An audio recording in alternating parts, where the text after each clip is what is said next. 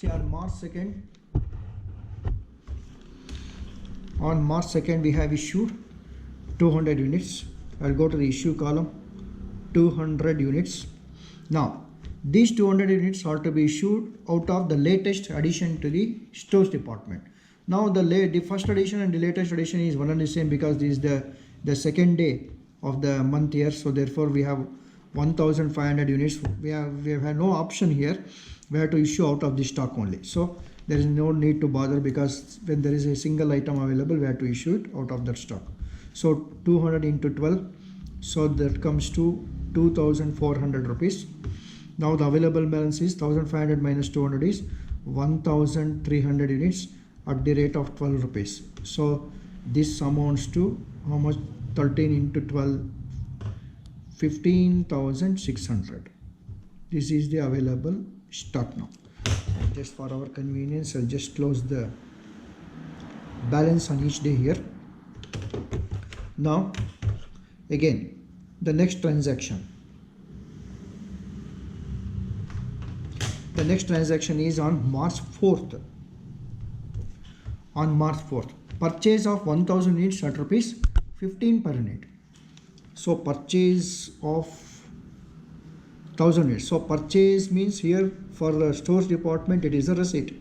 So 1000 units at the rate of rupees 15 per unit. So amounting to 15,000. This amounts to 15,000. So now there is no issue here. We just will write down the balance on the basis of the previous balance available. The first balance is 1300 at 12, amounting to 15,600. Now the latest addition of balance stock is at the rate of 15, amounting to again 15,000. So this is the latest addition. Now the next transaction is on March 8th. So March 8th we have issued 1000 units here. March 8th issue of 1200 units. 1200 units are to be issued now. So let us check. So I'll write as 1200 units are to be issued as on this date. Now the latest addition is 1000 units. So we have to issue 1200. That means we have to make use of the entire 1000 here. So I will write it as 1000 units at the rate of 15 rupees. Since it is the LIFO, we are taking the latest edition, so amounting to 15,000. So now this entire stock is exhausted. So again, the balance between 1200 and 1000 is another 200 units are to be issued now. So these 200 units are to be drawn from these 1300 units of stock. So at the rate of 12 rupees. So 200 into 12. So this comes to 2400. Now the balance of stock to be written. So check with the amount, the rate here as I told you. So now don't look at this, because this is not written in this order. You have to follow the balance order, that means the chronological order only here. Now we have to write this balance first. So therefore let us check the balance available. So at the rate of 12 rupees, at the rate of 12, just check here. At the rate of 12, at the rate of 12 we have issued 200 units, but the previous balance was 1300. So 1300 minus 200. Now what is available is 1100 units at the rate of 12. This is available. So this amounts to how much? 12 into 11. So this comes to 13,200. Right? Now check the rate here again. 15, 15. 1000 units, 1000 units. That means this is already issued. This is completely exhausted. No other balance is available. So this is the only balance available as on that date. So let us close this here. Now let us go to the next transaction. As on March 12th. As on March 12th, purchase 600 units at rupees 20 per unit. So I will take it as again a receipt. March 12th, 600 units at the rate of 20 per unit. So this comes to 7,200 rupees. 7,200 is the receipt here.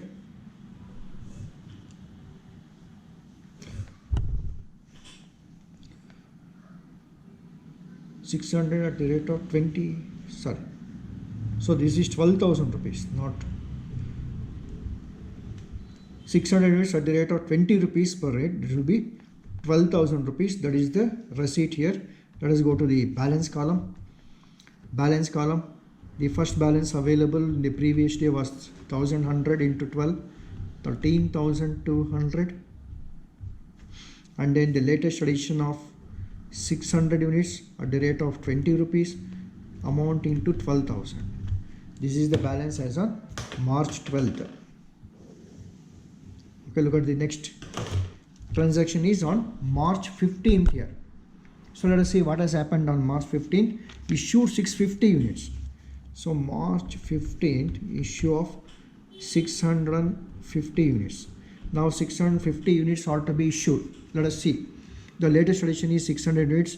We have to issue 600. So let us take the entire 600 units here at the rate of 20.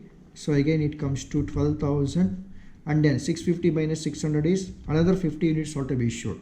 And these 50 units are to be issued from the previous balance. That is out of 1,100 at the rate of 12 rupees. So 12 into 50. So this comes to 600. This is 600 rupees. Now the balance to be written 12 rupees. The stock of materials available at the rate of 12 rupees. Check the 12 years. 12 and 12. 50 units are issued. So the available balance is 1050. 1100 minus 50 issued. So 1050 is available at the rate of 12. So now 1050 into 12. So this comes to 12,600. 12,600. That is 13,200 minus 600. So that will be 12,600. Now 20 rupees, 20 rupees. Check this balance. Say 20 rupees stock of 600 units are already completely issued. So there is completely exhausted. Now this is the only balance available as on that date. So let us close the day there. Now the next balance available. Next transaction is March 20th. Return to stores from issue made on March 2nd, 100 units. So now there is a return from the production department to the stores department. When there is a return, it should be treated as though it is a receipt. So let us now go to the next transaction, March 20th. March 20th, return to stores from issue made on March 2nd, 100 units. This is very important for us. Issue made on March 2nd, 100 units. Let us enter the units first. 100 units are returned here.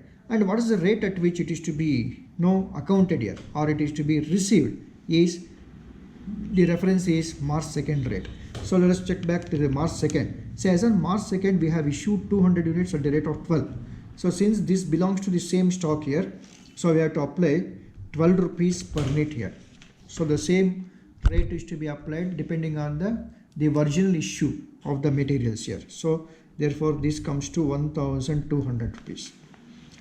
1,200. Now we have to write the balance here. The balance is, so let us write it as return. Write it as return here. Sorry, this is yes, as on 12th is March 2nd. Let us verify it once again. March 20th return to stores from issue made on March 2nd.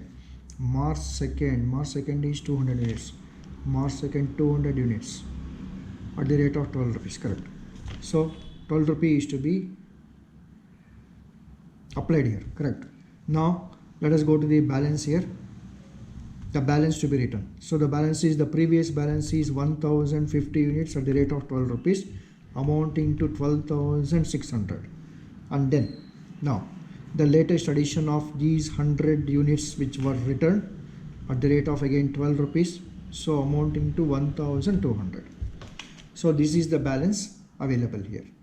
Okay, now let us close this here.